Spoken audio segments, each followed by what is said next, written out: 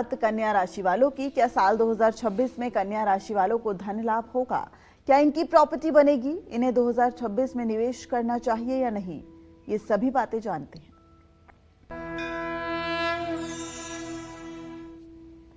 2026 में कन्या राशि के जातकों को बताना चाहूँगा कि आपकी आर्थिक स्थिति काफ़ी हद तक शुभ है। आमदनी अच्छी रहेगी, शुभ और अच्छे कार्यों पर खर्च होगा। जनवरी से 2 जून 2026 तक बृहस्पति की पंचम दृष्टि आपके धन भाव पर होगी। बृहस्पति आपको स्थिर आमदनी देंगे और संपत्ति में भी वृद्धि के योग बनेंगे। आमदनी बढ़ाने के अच्छे अवसर प्राप्त होंगे।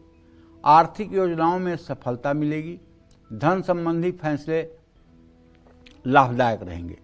2 जून से 31 अक्टूबर 2026 तक समय बहुत लाभदायक है। आमदनी बढ़ेगी और बचत भी होगी।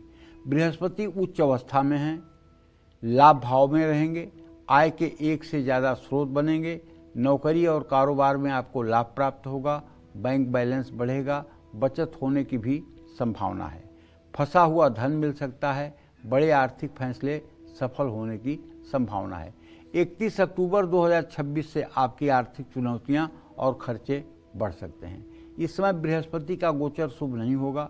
फिजूल खर्ची होगी, भागदौड़ बढ़ेगी, पैसों के मामले में रुकावट आएगी। निवेश में सावधान रहना होगा। पुराने निवेश से भी बहुत ज़्यादा लाभ मिलने के आसार नहीं हैं। 2026 में आर्थिक मामलों के लिए शुक्र शुभ होंगे। शुक्र के गोचर में आप बुद्धिमानी से आर्थिक फैसले लेंगे। सुख सुविधाओं में सुधार के लिए आप खर्च करेंगे। लेकिन 2026 में शनि का गोचर आपके लिए ठीक नहीं है। धन खर्च होगा। बचत की गति धीमी हो जाएगी। कुछ आर्थिक योजनाएं भी अटक सकती हैं। लेकिन मजबूत बृहस्पति शनि के अशुभ प्रभाव को कम करने में मदद करेंगे। कुल मिलाकर 2026 में कन्या राशि वालों की आर्थिक स्थिति के लिए जनवरी से जून 2026 तक का समय अच्छा है। जून से अक्टूबर 2026 के बीच का समय अच्छा है। अक्टूबर से दिसंबर 2026 के बीच का समय चुनौतीपूर्ण हो सकता है। 2026 में खुद पर भरोसा रखें और आमदनी बढ़ाने के लिए प्रयास करते रहें। अपनी इच्छाएं पूरी करने के लिए गलत तरीके से पैसे कमाने से बचें। ऐसा करने से आप मुश्किल में पड़ सकते हैं और भारी कीमत चुकानी पड़ सकती है। स्टॉक मार्केट में सोच समझकर निवेश करें। आर्थिक मामलों में किसी भी तरह की जल्दबाजी से आपको बचना चाहिए। और तो मैं तो आपसे यही कहूँगा कि आपको श्री सूक्तम और दुर्गा सप्तशती में जो दिव्या कवचम है उसका सुबह शाम पाठ कर लेना चाहिए। अगर आप दिव्या कवचम का सुबह शाम पाठ कर लें और संस्कृत में, हिंदी में नहीं, संस्कृत में, अगर आपको संस्कृत पढ़ना नहीं आता है तो पहले YouTube पे चलाइए दिव्या कवचम। जैसे जैसे YouTube बोलता है वैसे वैसे आप सीखिए।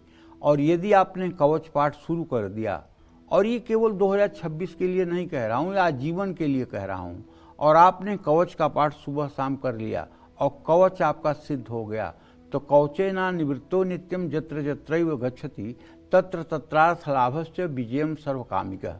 तो आप जिस रास्ते पर कदम रखेंगे उस रास्ते पर फूल बिछ जाएंगे। आप करके देखिए ना। 1 साल लगातार आप सुबह शाम शुद्धता से घी का दिया जलाकर दुर्गा जी के चित्र के सामने बैठकर दुर्गा सप्तशती के दिव्या कवचम का पाठ कीजिए। और किसी प्रकार का पाप और दुराचार मत करिए। सात्विक जीवन जीने का प्रयास करिए और भगवती के भरोसे अपना जीवन छोड़ दीजिए। देखिए, आप जिस रास्ते पर चलेंगे उस रास्ते पर पहले से फूल बिछा होगा। सफलता आपके कदमों में आएगी। ये मैं आजमाई हुई बात कह रहा हूँ। केवल ये बात पढ़ी सुनी नहीं कह रहा हूँ, ये आजमाई हुई बात कह रहा हूँ। अगर आपने सिर्फ 5 मिनट का पाठ है, अगर 5 मिनट सुबह 5 मिनट शाम की साधना आपने कर ली तो निश्चित रूप से सफलता आपके कदम चूमेगी। जय मां विंध्यवासिनी।